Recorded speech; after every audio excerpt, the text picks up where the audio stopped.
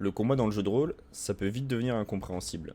Surtout si le système permet d'avoir plusieurs actions par personnage. Bonjour à tous, c'est Evo, et aujourd'hui on se retrouve dans ce nouvel épisode explicatif sur mon jeu de rôle, le monde du Donia. Je vais vous expliquer le déroulement d'un combat. Lorsqu'une situation de combat démarre, les joueurs effectuent un jet d'initiative. Ils lancent alors un des 10 plus leur valeur de réaction.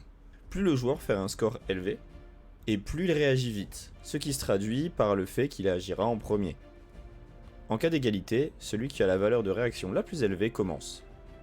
S'il y a encore une égalité, on regarde le score d'agilité. Si encore une fois il y a une égalité, le MJ tranche.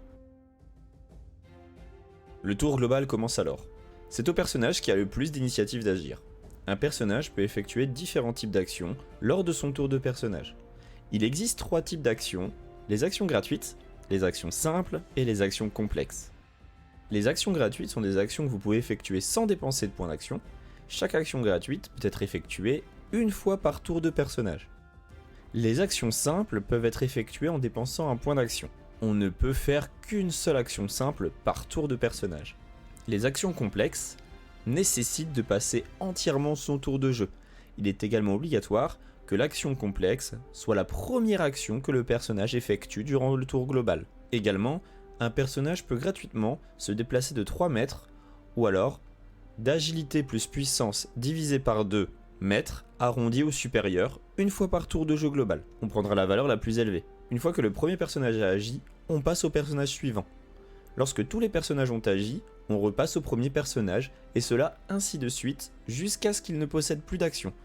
Un personnage sans action ne réagit plus. Lorsque plus aucun personnage ne possède d'action, c'est la fin du tour global. Tous les personnages récupèrent alors leur point d'action et un nouveau tour global commence. Avant d'aller plus loin, sachez que la semaine prochaine sortira la première vidéo sur le lore du monde du Donia. Alors si vous voulez pas la rater, n'oubliez pas de vous abonner à la chaîne et d'activer la cloche. Attaquer une cible au corps à corps. Un personnage peut lors de son tour attaquer une cible. Pour cela, il dépense une action et fait un jet d'attaque. Ici, Elio effectue un jet d'attaque avec sa rapière sur son adversaire. Il effectue un test d'agilité plus combattant arme moyenne contre la classe d'armure de sa cible. Il lance donc un des 10 et ajoute son bonus d'agilité et de combattant en moyenne. Il fait 12. La CA de la cible est à 9, l'attaque est donc une réussite. Attaquer une cible à distance. Une attaque à distance a un seuil de difficulté variable en fonction de la portée. Ainsi, une attaque à distance à courte portée s'effectuera contre la CA de la cible. Une attaque à distance à portée moyenne s'effectuera avec un malus de 2 au test, et une attaque à distance à longue portée s'effectuera avec un malus de 5 au test.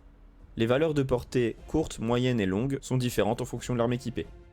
Attaquer une cible avec un sort. Les sorts vous demandent d'effectuer un test fixe pour appliquer leurs effets. Par exemple, ici, le sort trait de flamme, qui est un sort niveau 2 de la maîtrise du feu, a une vitesse d'incantation lente, ce qui signifie qu'il prend le tour complet pour être incanté. Il coûte 3 de mana et il est effectué avec un test d'acquis plus connaissance maîtrise, difficulté 8. Sa portée est de 20 mètres et il inflige 1 des 6 points de dommages magiques. Chaque sort possède une description et parfois des effets qui se déclenchent sous certaines conditions. Cela signifie que pour lancer son sort, il doit faire 8 à son test et infligera 1 des 6 points de dommages magiques à sa cible.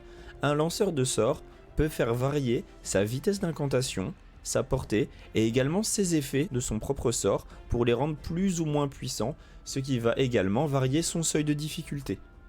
Se défendre d'une attaque. La cible d'une attaque peut, si elle le souhaite, se défendre. Pour cela, elle utilisera une de ses actions afin de soit bloquer, soit esquiver une attaque. Si elle essaye de faire une parade avec son arme, elle effectuera un jet d'agilité plus combattant associé à l'arme équipée. Par exemple, pour une épée standard, c'est combattant arme moyenne. Et si elle bloque avec le bouclier, elle effectuera un test d'agilité plus parade de bouclier, cette fois-ci avec un bonus de 2, car il est plus facile de parer avec un bouclier. Également, si la cible se défend en esquivant, elle effectuera un jet d'agilité plus esquive contre l'attaque de la cible.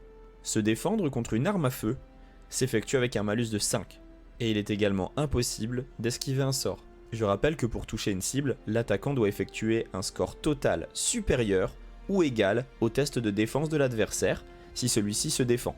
Ou alors bien entendu, on compare avec la CA s'il ne se défend pas. Les dommages. Lorsqu'une attaque réussit, il faut calculer les dommages que l'attaque inflige. De base, le calcul s'effectue comme ceci. On prend les dégâts de l'arme plus les dégâts fixes de l'arme, par exemple 1d6 plus 1, et on enlève la réduction des dégâts de l'armure. Il existe plusieurs types de dommages. Les dommages physiques sont les plus courants, comme une épée qui tranche, une flèche qui transperce ou un marteau encore qui écrase. Les dommages magiques sont généralement infligés par des sorts ou des armes enchantées.